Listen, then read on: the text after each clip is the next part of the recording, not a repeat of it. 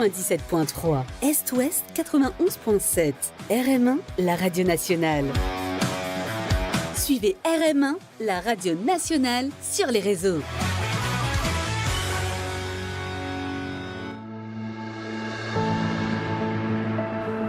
Le temps des idées avec Interface.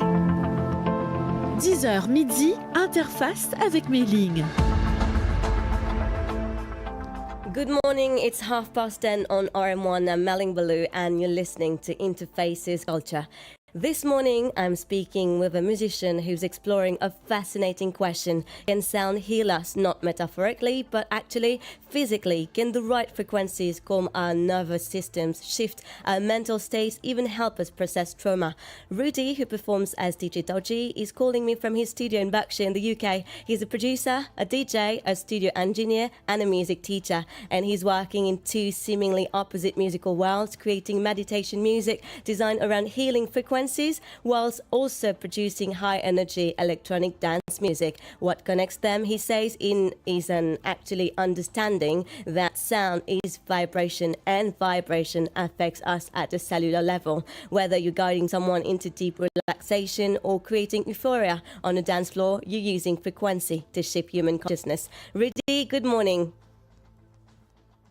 Good morning. How are you? I'm doing great. How about yourself?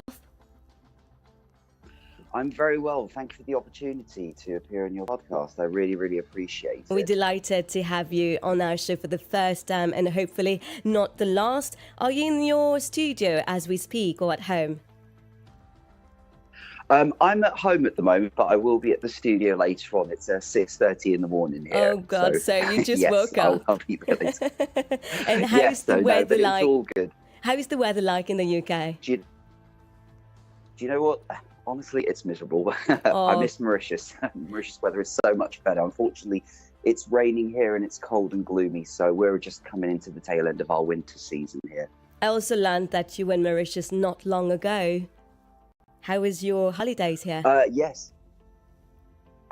Absolutely fantastic. Let me tell you, Mauritius is probably the best place on earth. I've been to a few different beautiful hot countries, but nothing hits like home like Mauritius. Definitely, and I couldn't agree more. Rudy, I'd like to start this interview, our podcast today, with your journey into music. You wear several hats: producer, engineer, teacher, DJ, but where did it begin? Was there a particular moment when you knew that sound and music were going to be central to your life? Yeah, I think honestly, I was very attracted to guitar. Okay. I don't know what it is exactly. I just found that instrument absolutely fascinating, and I just really respected the soundscape that came from it. Okay. I really enjoyed the acoustic, the electric, and I guess the real spark actually was Jimi Hendrix. When I heard him for the first time, that really molded me, and then my guitar journey really began actually with the famous rock band Nirvana. Okay. And that was the birth of just everything that unfolded afterwards. So it was that moment that hooked you. It was the realization that you could create sound probably with your own hands, not just consume it, but actually be the source of it. That feeling must have been incredibly powerful. From there, you just wanted to understand everything about how music worked, how to play it, how to record it, how to shape it in your studio. And did you pursue formal training or was it more self-taught? Well, I started off being a self-taught guitar player, but then I eventually went to college and then university. But Okay. the real arc of, I would say, the whole intellect of music came from a particular lecturer at my college. His name was John Owen, and he was a jazz pianist. And just the sounds that he produced extremely inspired me, and it got me into different types of music. That was the birth of like me getting into jazz and classical, and therefore it was just a knock-on effect to and a gateway to learn other different types of music. So there's always got to be a birth and a spark, and then that Exactly. will take you on your own journey. That led you to where So you are today, and then naturally into teaching because you wanted to share that knowledge. We'll get back to that. But you mentioned in your bio that you sent me via WhatsApp that you're heavily inspired by frequencies, sound, and the healing properties it produces. So that's quite a specific focus, Rudy. So when did you start thinking about sound, not just as art or entertainment, but as something that has therapeutic, even medicinal properties? Right. Well, it was from one quote, and it was from Beethoven. All right. Now, Beethoven said, "Music is the highest form of all wisdom and philosophy." Mhm. And that really stuck into my head, and I really wanted to understand what he meant by that. And I guess naturally, I just started to make meditation music for people who wanted to heal their bodies, and yoga tutors were using this. And I started to get into different types of frequencies and different hertz and how it can heal the body. And you'll be surprised at what different frequencies and how they sound and how they affect the body, and how they affect chakra healing and crystals and solfeggio frequencies. I got very, very much deep into it. So Exactly. I You started to started. make meditation music. Okay, you started asking deeper questions about why music affects us the way it does. Why does a particular piece of music make us feel calm whilst another energizes us? Why does music has this universal power to shift our emotional states? So you started reading also about cymatics, if I'm not wrong, the study of visible sound vibration. Yeah, I am very heavily into cymatics. I actually did write a song called Cymatics because I was Okay. very, very it's not only just the sound, but it's the frequency of the shape of the sound Okay. that was really interesting, how it creates all of these different shapes. And I just thought, well, what can music do to our bodies? So then, therefore, it started to shape my whole perspective on keeping healthy, understanding what to put in your body. It literally is a whole lifestyle. If you really get into the whole understanding music, it shifts your whole personality, the whole frequency of how you think, literally everything. And I found that absolutely spellbinding. And I found that absolutely fascinating on my side. For anyone listening, if I got it right, Rudy, who might not be familiar, it's essentially making sound visible. You can actually see the geometric patterns that different frequencies create. So did discovering that change how you approach making music in general? Absolutely, because not only did I start to make music just with my hand by playing, I was fascinated with shapes. Okay. So I would create music, or for example, patterns, which not necessarily would follow a particular structure theory, just shapes in particular. You'll be so surprised at how shapes can create such beautiful different types of music, rather than just music theory that we use in the West or even the East. So shapes are really, really important. So it made you realize that when creating music, we're not just making something pleasant to listen to. We're actually creating vibrations that interact with people's bodies at a cellular level. I mentioned that in the introduction. Our bodies are vibrating at certain frequencies. So when you introduce sound, you're introducing frequencies that either harmonize with or disrupt our natural state. And I find that completely absolutely extraordinary when you think about it. So when did you start creating meditation music specifically?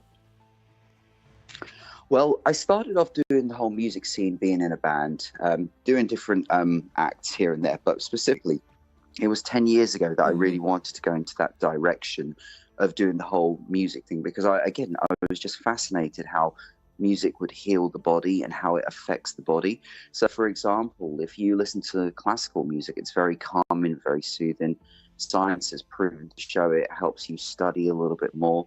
And if you listen to something a bit more angular, like rock or metal, there's a certain vibration which makes you kind of a bit more angry, or in the sense it's a good motivation if you're in the gym, for example, or if you're doing something very strenuous. It's a good motivator.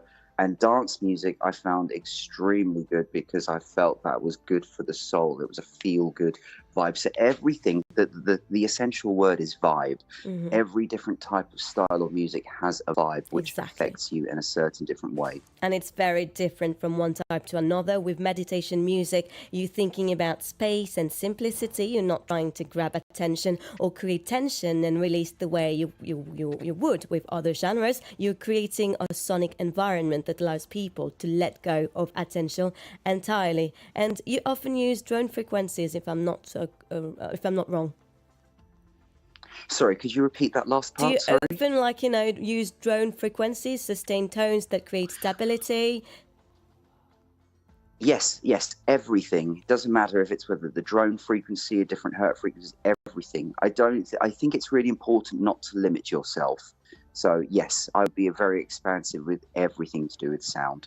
You said something interesting, not to limit oneself, and yet you're also working on an EP of electronic dance music, which seems diametrically opposite to that aesthetic. So how do you navigate between creating music for deep relaxation and creating music designed to energize people? You don't differentiate from it, you harmonize it. You become one with it. So How I do you do adopt that? that philosophy in, first of all, be very mindful of your thoughts with everything that you do. I think that's really important. And I think I have a philosophy. It's basically to live a stress-free life. Mm-hmm. And I think music is a very big part of that. So I just literally adopt that into everything I do. Just try and live a stress-free life. And music is the crux of that. That's beautifully said. That's a sophisticated way of looking at it, I must say. So in essence, you see yourself as someone who guides consciousness through sound, whether that's towards stillness or towards ecstasy. Is that correct? Yeah, I would say so. I mean, I wouldn't say I'm a connoisseur of it, because the honest truth is the more I know, the more I don't know. And what I mean by that is that I'm always learning. I'm never conclusive. My journey is always still going all of the time. And that's the beauty of it. You're always learning. And I think that's very, very important. Learning is an ongoing process, isn't it? A good DJ is doing something similar to what a sound healer does, reading the energy of a space and using rhythm and frequency to shift it. The context is different, but the principle is the same. Rudy, you've listed as well in the bio you sent to me via WhatsApp some really interesting influences: Elderbrook, MK, The Prodigy, but also Alabama Shakes, Radiohead, Oasis. That's quite an eclectic mix. What draws you to that particular combination of artists? Well, I would say, first of all, everything. If you look at it, it's not just music that I find fascinating. It's the people doing the music. Some of these people are very interesting characters and teachers in their own right. So, for example, you mentioned Bjork in there. Now, Bjork was one of the Genesis pioneers for me getting into dance music. I was very inspired by her music. She was such a unique artist back in the 90s. It literally, I would say she was one of the people that reshaped dance music. But what I mean is that everyone has their own particular unique style. Absolutely. When you And think I about find that absolutely Radiohead, brilliant. when you think about Radiohead, for instance, you can hear a track and immediately know it's them because of their approach to texture and atmosphere. The Prodigy had that raw, aggressive energy that was completely unmistakable. From someone like Elderbrook, I'm inspired by the balance, probably personally, between electronic production and organic, soulful vocal. So MK creates these piano house tracks that are simultaneously sophisticated and absolutely infectious. You also mention Moby as well in your list. He's someone who's navigated this space between dance music and more contemplative ambient work quite successfully, hasn't he? Absolutely. And I'm really glad, actually, because I was in Mauritius and I found out that he was literally performing back in the UK after 25 years. So somehow I managed to get tickets to see him, which I'm Excellent. absolutely so happy about. So it'll be fun to see him after 25 years and to see how his sound has evolved and changed from 25 years ago from performing in the UK. So again, all of these people have a unique particular style, and there's a certain flair that they all bring, which can be very inspiring. So therefore, you become very eclectic if you just keep listening to different types of music. And that's how artists grow and shape. You're always inspired by someone else, and that gives you a birth to basically become yourself and create your own style of music. That versatility, music that serves multiple purposes depending on the listener's context, is that what you're aiming for as well? Yeah, in a nutshell, absolutely. Absolutely, and you want to create music that meets people where they are, because we talked about Moby just a few seconds ago. His album Play is still a masterclass in how you can make electronic music that's contemporary and club ready, but also deeply emotional. So is that what you want, to create music that meets people where they are, no matter where they are and how they are? What are their influences? I want Yeah, I just want to make music that people like, because I think it doesn't matter. Usually I have a very I would say I have a unique style of the way I play, not just with electronic music, but with all the different types of music I do. Now, you're not going to cater to anyone, or everyone, I should say. But the thing is, if people do like what you're doing, that's all that matters. And in fact, if people don't like it, that's absolutely fine as well, because we all have our style and preferences, and it's kind of good. I respect if people don't like the music, because then it also pushes me further to work harder to make them like it eventually. And it's good because you can have criticism, people not liking certain things, and I think that's also extremely good to use. It's not always got to be good. I think sometimes the bad can push you and strive you and make you better. Let's talk about your EP that's coming this summer in the UK and this winter in Mauritius. What can you tell us about it? What's the sonic world you're creating? It's firmly in the EDM space, but you're trying to bring more depth to it. Yes, so I've got a couple of collaborations with some UK producers here as well. But I started off writing this EP in December, but then took a hiatus because obviously I went to Mauritius. Now, I'm going to make this as eclectic as I can. So I was introduced to Seggae, a mixture of Seggae and reggae, which I've never heard before, which I would love to do some EDM versions of like that a fusion style of music. Absolutely. I'm going to make every track still EDM, but I'm going to have a different flair with each of them. I'm going to make them stylistically different so that there's something for everyone. And again, part of the process is just to keep learning and just to keep grinding away in the studio and just keep listening to sound and being inspired. Are you producing it entirely? Oh, I will be doing it entirely. I think that's one thing, as well as the creating.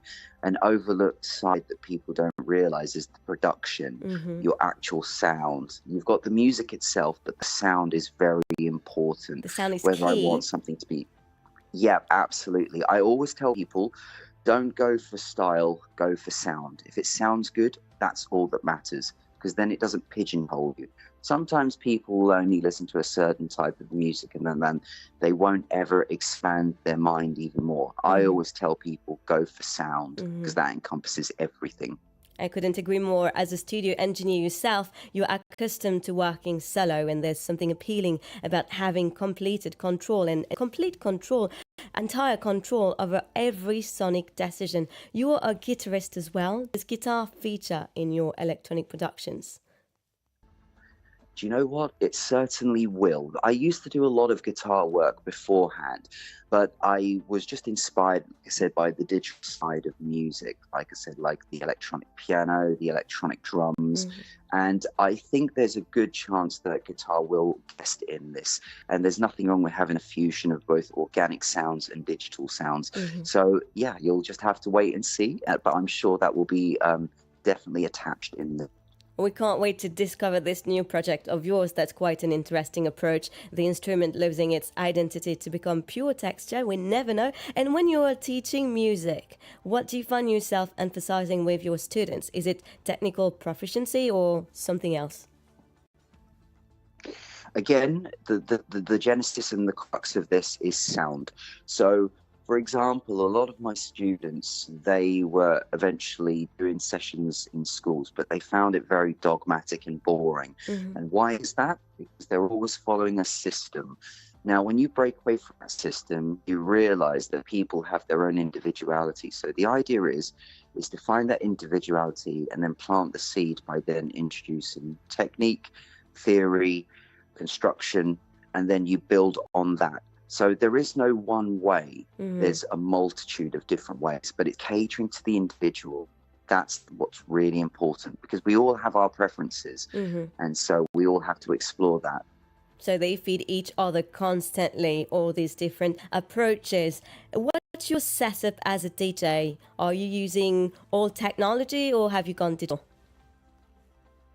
I'm using all technology. I mainly use a program called Logic Pro, which is on the Apple Mac, and I'm using some DJ decks. But at the same time, I've got a multitude of effects pedals and different various types of guitars. So I've got quite a drum kit as well for real sounds. So with these resources, I can then basically fuse and alter and augment my sound. So I've got quite a nice varied way. So you'll be surprised at what you can do with just even a computer with the sound. It's incredible. Well, you'll know, obviously, because you're a radio DJ. So Definitely, you'll but the understand way that you're sound as talking well. about it, we can sense that you're passionate about what you do. And I want to return to this idea of sound as healing now, because I think it's really at the heart of your work. You've spoken about frequencies and their effects on the body, but I'm curious whether you see any tension between music as healing, which implies gentleness and care, and music as dance, which can be quite aggressive and intense.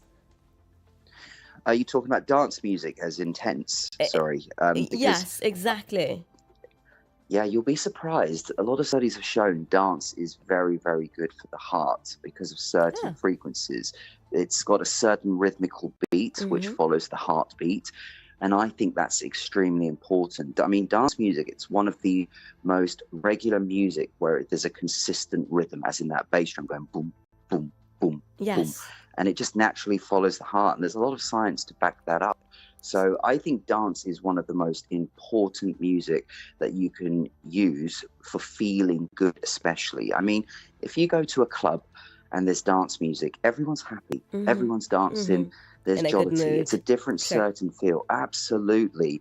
If you go to a jazz gig, you're even though that's great, you're most likely sitting down listening intently, and it's a different feel. If you're going to a rock gig, there's certain energy where it's a bit more aggressive. True. But like I say, going back to the dance, there's a certain rhythmical pulse which everyone feels good. Look no further. Any dance gig you go to, everyone's happy. That's what I love about dance music. There's a certain happiness involved with that vibration. You emphasize on dance music, that's for sure, but are you saying that all genres can be therapeutic, just in different ways? Yeah, it's all about how you interpret it. So, for example, I could actually listen to some aggressive heavy metal and find therapy in that, because again, I look at it very differently, because I'm looking at technique, I'm looking at the sound.